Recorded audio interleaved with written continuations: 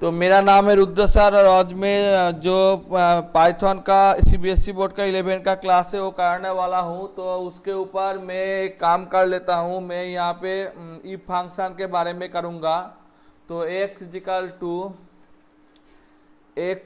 To INT integer input लेना है मुझे। Input input enter a number, एक नंबर लेना है और उसके बाद नंबर ले लेना है और उसके बाद इसको रन कर लेना है। रन हो गया तो एंटर एक नंबर 6 डाल दिया और उसके बाद यहाँ पे नंबर लेने के बाद कुछ काम करना है, जैसे कि इफ अगर x ग्रेटर देन, यहाँ पे एक वेरिएबल और लेना है n इक्वल टू 100, n से ज़्यादा है तो फिर प्रिंट करेगा कि जो x है वो ग्रेटर देन n है। और अगर एल्स इफ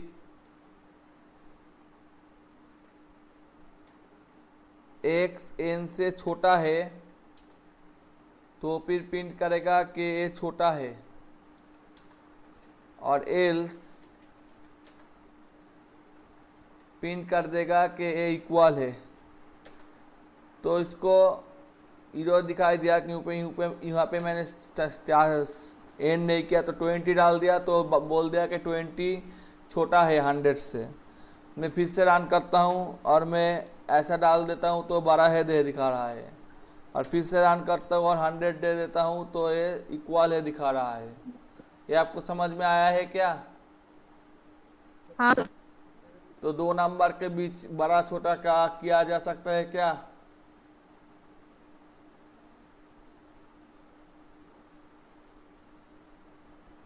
आसान सी बात है। यहाँ पे एंटर ए नंबर है और इसमें एक ही नंबर इनपुट लेके किया गया है, इसको हम ही पेस्ट कर देते हैं। और यहाँ पे दूसरे नंबर भी हम ले लेते हैं। एंटर फर्स्ट नंबर और एंटर सेकेंड नंबर। अब सेम टू सेम है तो 52 और 63 डाल देता हूँ तो यहाँ पे हो गया। फिर से मैं करके दिखाता हूँ तो इक्वल हो गया। और ऐसा हो गया। समझ में आया क्या? अब इसी से ही हम तीसरे वाला प्रोग्राम भी कर लेते हैं कि एक नंबर पॉजिटिव है, नेगेटिव है या फिर जीरो है, इसको चेक करना है। तो एक नंबर लेना है हमको और वो पॉजिटिव, नेगेटिव या जीरो चेक करना है। तो यहाँ पे जीरो डाल देता है और वही प्रोग्राम को रन कर देते हैं। तो इसको पॉजिटिव देखना है तो प्लस BE कर देते हैं कि पॉजिटिव है। उसके बाद इसको माइनस BE कर देते हैं कि नेगेटिव है। उसके बाद इसको जीरो डाल देते हैं कि जीरो है। तो मैं एक नंबर डाल देता हूँ तो ये पॉजिटिव है। फिर से जीरो को ऐसे फिगर में लिख सकते हैं, only zero. Only zero zero दिखाएगा। ठीक है, ओनली अगर मैं जीरो डालूंगा तो फिर जीरो दिखाएगा। ठीक है, तो ये पॉजिटिव, नेगेटिव या जीरो वाला प्रोग्राम भी हो गया। ठीक है, आप कौन से क्लास में पढ़ते हैं? आपने 10 पास किया है ना? हेलो, हाँ। तो जो नंबर होता है जैसे 96 तो ये तो पॉजिटिव होता है। उसी तरह अगर इसमें -9 डाल दो तो नेगेटिव होता है और इसमें अगर जीरो डाल दो तो हाँ जीरो होता है। ठीक है, हो गया दूसरा हाँ। वाला प्रोग्राम।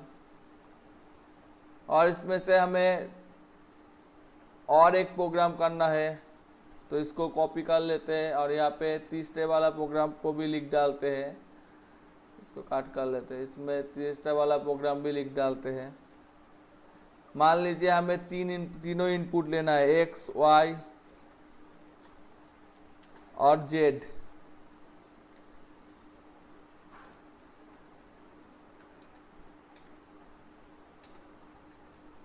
तीनों इनपुट ले लिया। अगर एक्स वाई से ज़्यादा है एंड एक्स जेड से भी ज़्यादा है तो एक्स बिगेस्ट, तो एक्स जो है वो बिगेस्ट है। इसका अलावा अगर y x से ज़्यादा है और y z से ज़्यादा है तो y जो है वो बिगेस्ट,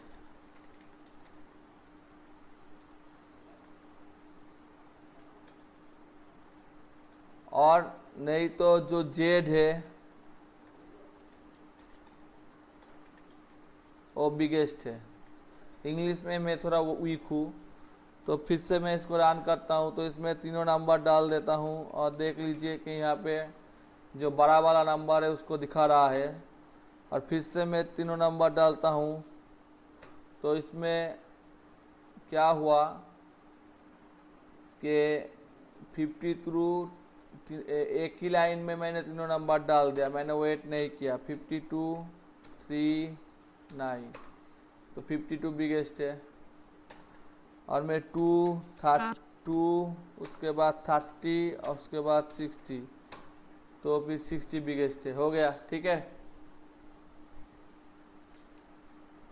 तो इसी काम को मैं छोटे में करना चाहूँगा, तो इसका आसान तरीका है, तो वही मैं करके दिखाना चाहूँगा।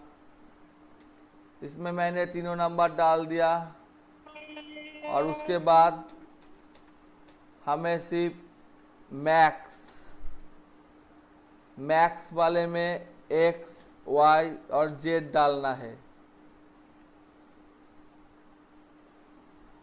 रन करता हूँ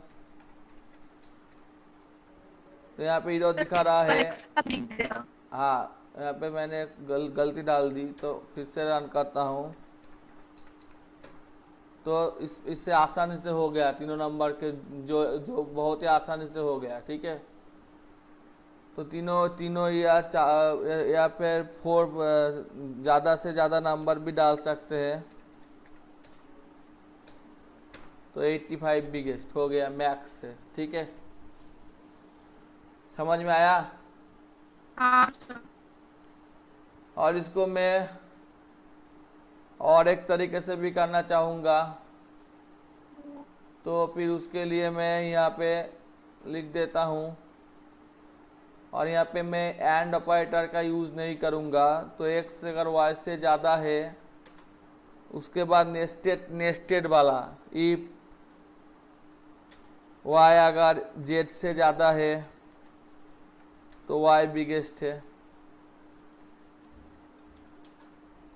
एल्स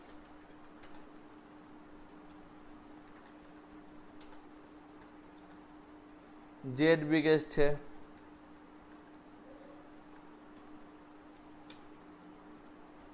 और इसका अलावा इसका एल्स में ए वाला है कि सॉरी मैंने यहाँ पे गलती डाल दी। एक्स अगर जेड से ज़्यादा है तो एक्स बिगेस्ट है और यह सही है। तो इस तरह से भी किया जा सकता है। ये ओल्ड लॉजिक है, बहुत सारे प्रोग्राम में यूज़ होता है, लेकिन ये लॉजिक पाइथन में आसानी से हो सकता है। तो इसको भी मैं अप्लाई करके देख लेता हूँ। यहाँ पे मैंने डालना भूल गया तो इसलिए इधर दिखा रहा है, तो डाल देता हूँ कोई नंबर, तो इसमें भी बिगेस्ट दिखाएगा, ठीक है। तो इसको कहते हैं नेस्टेड इफ वाला फंक्शन, ठीक है। तो मैंने, हाँ बोलिए, क्या कहते हैं इसको? नेस्टेड इफ के अंदर इफ, ठीक है, एक के अंदर और इफ, ठीक है। हाँ। और इसी को ही मैं और एक स्टेटमेंट के जरिए भी करना चाहूँगा। मान लीजिए यहाँ पे मुझे कंडीशनल ऑपरेटर यूज़ करना है, तो मैं कंडीशनल ऑपरेटर यूज़ कर लेता हूँ।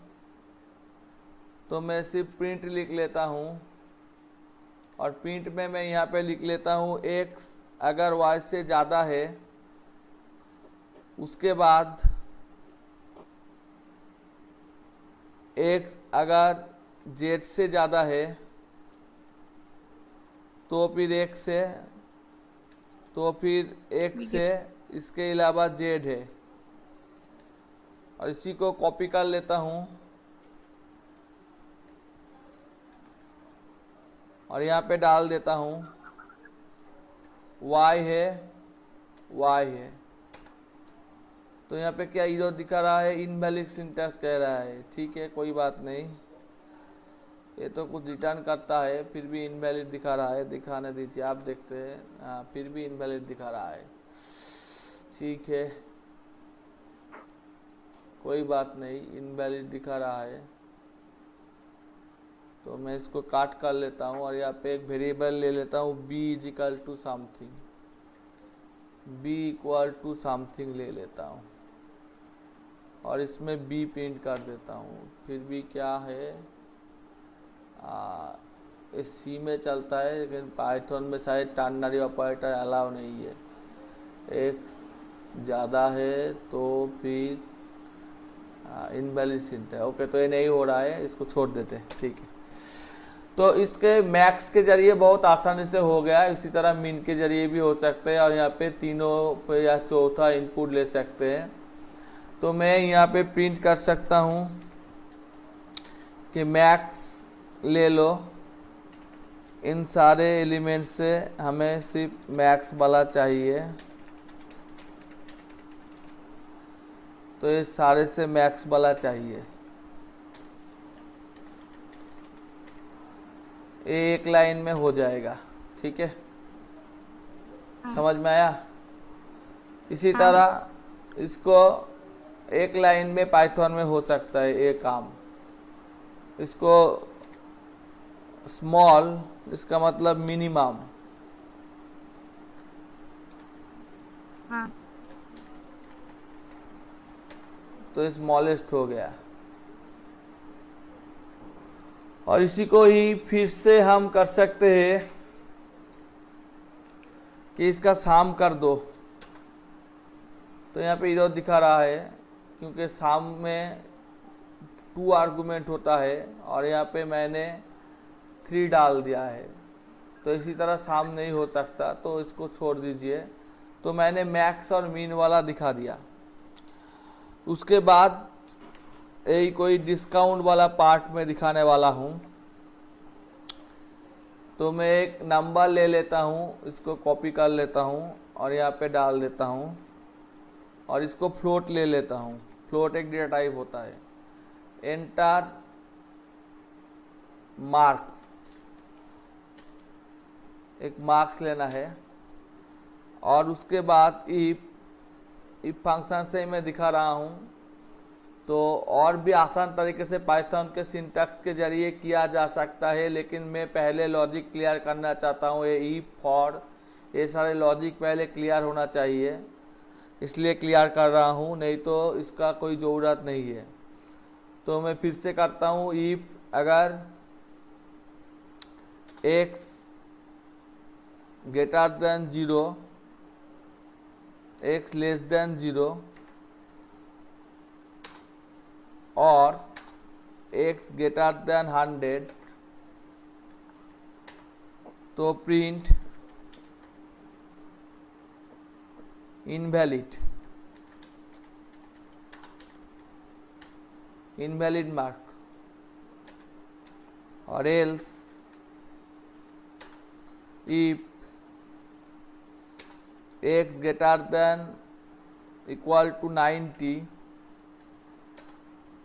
Print a plus. ऐसा ही कुछ डाल देता हूँ और इसको कॉपी कर लेता हूँ। और उसके बाद सर ए प्लस क्या? a प्लस ज़्यादा मार्क्स पाया है इसलिए ए प्लस है। उसके बाद ए है, ठीक है, ज़्यादा मार्क्स पाया है इसलिए ए प्लस है। उसके बाद बी है, 70 है। उसके बाद 60 है तो सी है। और भी तरीके से किया जा सकता है, लेकिन मैं पहले कॉन्सेप्ट क्लियर करना चाहता हूँ इसलिए इस तरह से कर रहा हूँ। उसके बाद डी है, और उसके बाद जो भी है वो फेल है।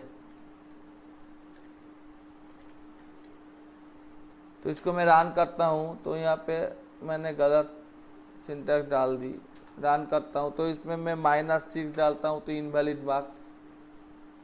इसमें मैं 102 डालता हूँ तो इनवैलिड मार्क्स। 96 तो ए प्लस। 25 तो फेल। 65 तो सी। समझ में आया? हाँ सर। तो आज के लिए मैं इतने ही रहने देता हूँ। आपको इससे ही काम करना होगा, डिस्काउंट जरिए काम करना होगा कि इतने के अंदर होगा तो इतना डिस्काउंट देगा, इतने के अंदर होगा तो इतना डिस्काउंट देगा, और इतने के अंदर हाँ होगा तो इतना डिस्काउंट देगा। ऐसा ही कुछ करना पड़ेगा, ठीक है। और नेगेटिव के हम हाँ बाई करेंगे तो डिस्काउंट नहीं देगा, नेगेटिव नहीं होगा, नेगेटिव एंट्री नहीं होगा, अलाउ नहीं होगा, उसमें इनवैलिड अमाउंट कहेगा। यही आपको करना है, ठीक है। हाँ, तो इसको मैं सीधे तरीके ठीक। से प्रिंट कर लेता हूँ। जो मैंने किया है उसको प्रिंट किया, उसको A4 नॉन कस्टम 900 डाल देता हूँ तो शायद ऐसे हो जाएगा। हो गया। अब इसको सेव करके डेस्कटॉप में डे टू वाले डाल दिया, ठीक है। ठीक है, तो रखता हूँ आज के लिए, ठीक है। ठीक। ठीक।